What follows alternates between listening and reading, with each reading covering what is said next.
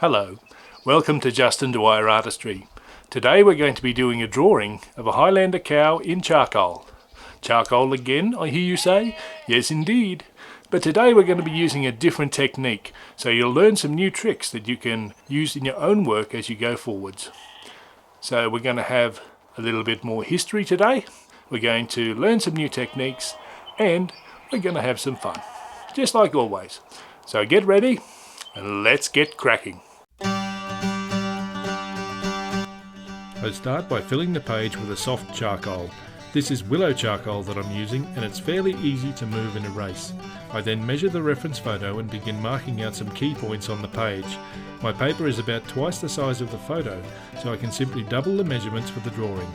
I'll focus on the reference very carefully, and every time that I see it isn't quite right, I'll erase it by blending it back into the page with my fingers. It'll take a few goes to get all the features in place, but it's important to take time early in the drawing to get things marked out correctly. Even though I can move or change things at any point in the drawing, it will have a bigger impact the further along I am when I have to make the changes. As I start to get the features in place, I can begin putting in some areas of shadow. This is something I can do in this style of drawing, as the charcoal can easily be lightened, darkened or moved. I'm not going to copy the reference photo exactly, but I will use it to find the proportions of the cow and understand where the light and the shadows will be. Now I'll take up my trusty kneadable eraser and I'll begin pulling some highlights out of the drawing.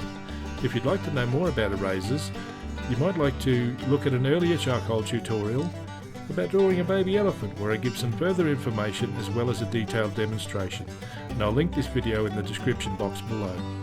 Drawing with a kneadable eraser is time consuming. For each stroke or two I have to fold the eraser and reshape the point. The eraser can absorb a large amount of charcoal and other mediums, but it will gradually become saturated, and once this happens it will erase less and less until all it does is smudge, and then it's time to get a new one. Looking at my reference frequently, I keep working with the eraser to fill out all the main areas of light on the Highlander. I will alternately add some charcoal to sections where I want to see what it will look like with the darker tones in place. I want to build up the drawing as a whole to keep the balance between the dark and the light in all the right places. I don't try to draw every hair on the cow, I just look at the clumps and the areas of light and shadow. Where I see light, I remove charcoal. Where I see shadow, I leave it or I add it in. Where I want the viewer to look, I create the strongest contrast. This is where the lightest lights and the darkest darks will collide and the viewer will be drawn. The other areas of the drawing I will use less contrast. These will still be visually interesting, but they won't dominate. The drawing process is a balancing act of adding contrast, see what changes, and then change the other parts to match.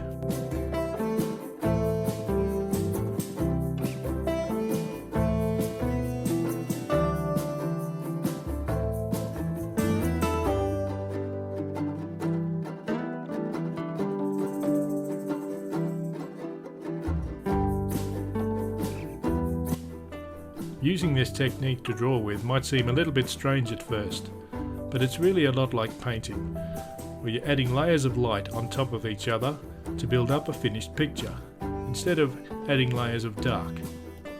If you keep practicing, it'll soon become very easy for you to draw in this way, and you'll find it much easier over time to be able to see where the lights and the darks begin and end. Finding enough time to be able to draw and practice is hard if you feel like all you ever do is work. Sometimes it's enough to make you break out in song. What about me? It isn't fair. I don't have enough time to paint and I want my share. Can't you see? I just want to create. You just won't let me come paint. You won't let me just create. What about me? We will now resume our usual programming. The Highland is a Scottish breed of cattle. It originated in the Scottish Highlands and Outer Hebrides Islands of Scotland. The first herd book dates from 1885, which makes it the oldest registered cattle in the world. They have long horns which they use to dig out grass from the snow, and a long shaggy coat to withstand the intemperate conditions in the region. Their coats are an unusual double coat of hair. The outside coat is an oily outer hair, the longest of any cattle breed, and this covers a soft downy coat. The hair colour can vary from red, black, brown, yellow, white and grey. They are generally good-natured but very protective of their young. A group of cattle is usually called a herd, but the Highland cattle are called a fold.